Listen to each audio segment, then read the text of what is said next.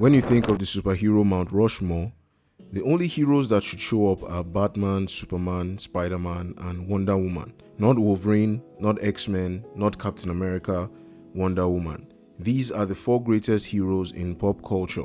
The fact that people try to erase her from the Mount Rushmore is the biggest indication of the poor job DC has done in highlighting her character. She's an Amazonian princess, a diplomat, a warrior, and a symbol of hope and love that has inspired generations since 1941. For decades, Wonder Woman has stood as the most famous and important female superhero in the world. She's rightfully on the Mount Rushmore of comic book heroes. But if you look at the last 80 years of media, it's clear that DC treats two of them in the Trinity like kings and one like an afterthought. Superman has his fortress, Batman has his Batmobile, and Wonder Woman has a plane you can't even see. It's a perfect representation of DC's biggest problem, their treatment of Wonder Woman. She's one of the most important characters in the DC universe, yet for decades she's been practically invisible in her own universe. The Dark Knight gets an endless cycle of games, films, and the spotlight. The Man of Steel gets movies, reboots, and the Summer of Superman. But Wonder Woman, she gets cancellations, questionable adaptations, and a whole lot of neglect. She hasn't been treated as a member of the Trinity, and it's not a new phenomenon. Today we are going to talk about the legacy of Wonder Woman and why she deserves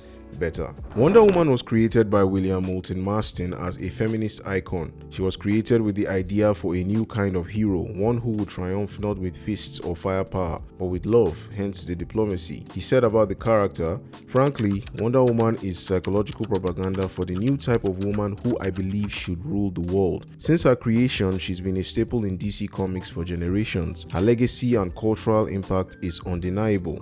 Wonder Woman is one of the most prominent figures in superhero media. So why? Why oh why has DC refused to treat her with the respect that she deserves? It's not like she hasn't been utilized. I mean, she has appeared across different types of media, from TV shows, games, animated films, and obviously comic books. She has a beloved live-action TV show where she was portrayed by Linda Carter, major appearances in the Justice League series, and live-action movies where she is portrayed by Gal Gadot. She even has a few copycats in the industry. But here is the main issue. It's almost like DC doesn't trust Wonder Woman as a character to stand on her own, except she is paired with the other members of the Trinity or the Justice League. Most of her appearances outside of comic books are in group projects. It's almost like she has no media presence with how little she appears in solo projects. In the days of DC's animation hall, she only got 2 solo projects. 2. Shockingly, Wonder Woman has never had her own solo animated TV series, ever. She's been in ensemble shows, but Batman and Superman have had defining series that highlight their relevance to the broader DC universe. As part of the Trinity, she brings a perspective that neither Clark nor Bruce can. She's a warrior, yes, but also a diplomat and an ambassador of hope. In her best interpretations, she is the heart of the Justice League, and when she's treated with respect, the results are undeniable. Patty Jenkins' Wonder Woman film showed the world what fans always knew. She can be a box office juggernaut and a powerful, inspiring figure. It proved there was an appetite for her stories. So with all this rich history and proven success, where did it all go wrong? I think we all know the answer to that. Despite the massive success of the first Wonder Woman movie, the sequel fumbled. In fact, fumbled is an understatement. The difference in tone, writing, directing from the first movie to the sequel is jarring. The sequel is honestly one of the worst comic book movies I've ever seen. Maybe that's a bit too harsh considering the filth we've seen in recent years, but it's still a very bad movie. Instead of regrouping, the third film was cancelled. In the video game scene, Batman got the defining Arkham series. Superman has had his game, even though he too desperately needs something in this space. But Wonder Woman's first ever AAA solo game was announced, to considerable interest because this was going to be her first solo game ever. Things were looking up, and then it was cancelled after years of development. And this leads me into the event I think really hurt Diana in the public's consciousness: injustice. Now, for those that don't know, Injustice is a video game event where Superman becomes a tyrant after the Joker tricks him into killing Lois and destroying Metropolis. Basically, what if Superman was bad? Before the video game's release in 2013, there was a comic book series that told the story that would unfold in the video game, kind of like a prequel. An animated Injustice movie was released in 2021 if you'd want to check that out. So many DC characters made appearances and had to either align with Superman or Batman. Now, I'm not going to lie, I enjoyed this series for like year 1 to maybe the middle of year 3 before the series just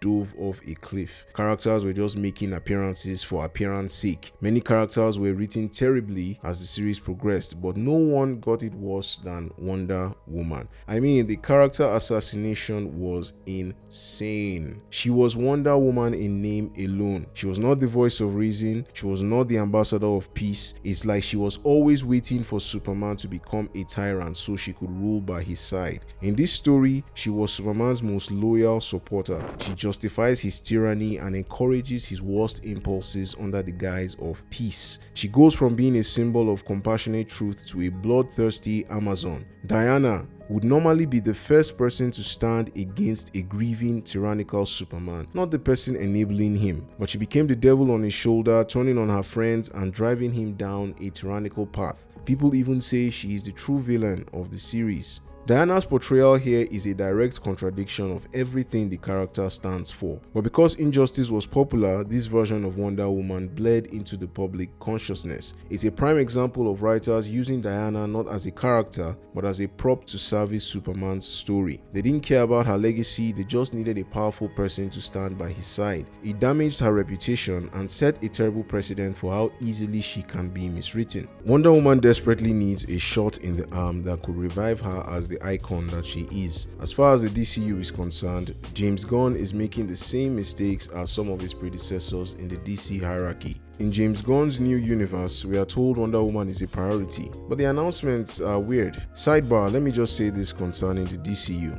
I have mixed feelings about this universe. I don't understand this obsession with trying to hype up lesser known characters when you haven't established the DC Trinity yet. Even Zack Snyder didn't make that mistake when he was building his own universe. At this rate, the Justice League is going to be Superman, Green Lantern, Hawkgirl, Mr. Terrific, and Peacemaker. James Gunn new DCU announced Paradise Lost, a prequel TV show about Themyscira that doesn't actually feature Diana. It's a series about her world without her.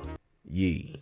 James Gunn has stated a new Wonder Woman movie is a priority, but also said it's not being fast-tracked. They are building a new DC universe and they have a plan for everybody except their most prominent female hero. A prequel show can be good, but it's not the same. At the end of the day, the problem with Wonder Woman has come from the writers and the suits that haven't made her a priority. DC has failed to build her world. Her rogues gallery is laughable. How many people can name Wonder Woman villains outside of Cheetah or Ares? This isn't because her villains are necessarily bad, it's because DC doesn't invest in them.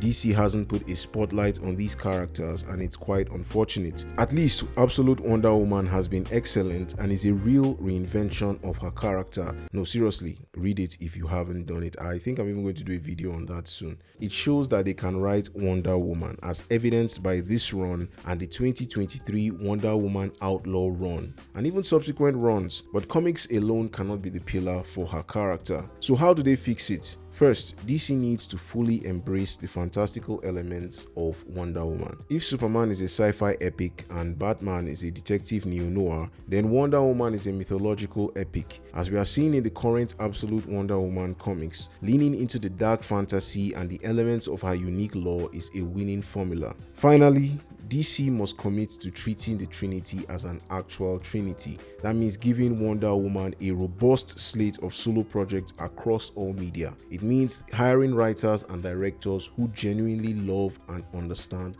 the character. Wonder Woman is not a difficult character to write, at least in my view. Her message of truth, love, and justice is still relevant today. The blueprint has been there since 1941. They have the talent, they have the audience, and they have the greatest female superhero superhero of all time at their disposal. All they have to do is make her a priority. Thanks for watching. Let me know your thoughts in the comments below. Do you agree? How would you fix Wonder Woman in the DC universe? Don't forget to like and subscribe, and I'll see you next time.